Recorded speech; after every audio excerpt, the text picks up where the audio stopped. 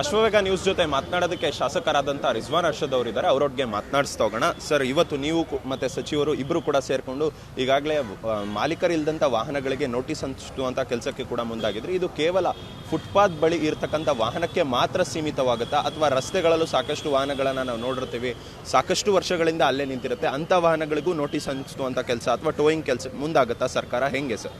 ಯಾವುದೇ ವಾಹನ ರಸ್ತೆ ಬದಿ ಇರಲಿ, ಫುಟ್ಪಾತ್ ಬದಿ ಇರಲಿ, ಪೀಡಾಡಿ ಹಾಗೆ ಬಿಟ್ಟು ಹೋಗಿರ್ತಕ್ಕಂಥದ್ದು, ತಿಂಗಳಿಂದ ನೋಡದೇ ಇರತಕ್ಕಂಥದ್ದು, ಅಂಥ ಎಲ್ಲ ವಾಹನಗಳಿಗೆ ಸ್ಟಿಕ್ಕರ್ ಹಂಚಿ ಲಾಕ್ ಮಾಡಿ 1 ವಾರ ಟೈಮ್ ಕೊಟ್ಟು ಅವ್ರು ಬಂದು ರೀಕ್ಲೇಮ್ ಮಾಡಿದ್ರೆ ಫೈನ್ ಕಟ್ಟಿಸಿ ಅವ್ರಿಗೆ ವಾಪಸ್ ಕೊಡ್ತೇವೆ.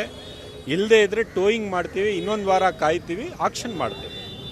ಇದು ಬೆಂಗಳೂರು ನಗರದ ಫುಟ್ಪಾತ್ ಆಗಲಿ, ರೋಡ್ ಆಗಲಿ ಯಾರ್ದು ಪರ್ಸನಲ್ ಪ್ರಾಪರ್ಟಿ ಅಲ್ಲ.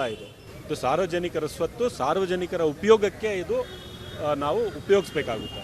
ಸರ್, ಜೊತೆಗೆ ಈಗಾಗಲೇ ನೀವು ಬೆಂಗಳೂರು ಶಾಸಕರು ಕೂಡ ಆಗಿದ್ದೀರಾ. ಈಗಾಗಲೇ ಮೊನ್ನೆ ಅಷ್ಟೇ BDA ಬಳಿ 15 ಲಕ್ಷ ಪ್ಲಾಂಟೇಶನ್ ಮಾಡಿದ್ರು. ಇದು ಸರಿಯಾಗಿ ಪ್ಲಾಂಟೇಶನ್ ಆಗಿಲ್ಲ ಅನ್ನೋದು ಒಂದು, ಅದೆಲ್ಲ ಒಣಗಿದೆ ಅನ್ನೋದು ಸಾಕಷ್ಟು ಆರೋಪ ಕೇಳಿ ಬರ್ತಾ ಇದೆ ಸರ್. ಇದಕ್ಕೆ ಏನು ಹೇಳ್ತೀವಿ? ಬೆಂಗಳೂರು ಶಾಸಕ ಕಾರ್ಯಕ್ರಮ ಅದರಲ್ಲಿ ಲೋಪ ಇದ್ರೆ ಅದನ್ನು ಸರಿಪಡಿಸ್ಕೋಬೇಕಂತ ಅವಶ್ಯಕತೆ ಇದೆ. ನಿಶ್ಚಿತವಾಗ್ಲೂ ಸರಿಪಡಿಸ್ಕೋತಾರೆ ಅಂತ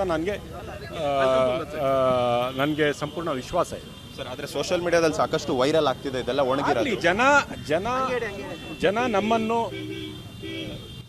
ಜನ ನಮ್ಮನ್ನು ತೋರಿಸ್ಬೇಕು. ಎಲ್ಲೋ ಲೋಪ ಇದ್ರೆ ಜನ ತೋರಿಸ್ಲಿ, ಅದನ್ನು ಸರಿಪಡಿಸ್ತಕ್ಕಂಥ ಕೆಲಸ ಮಾಡ್ತಾರೆ.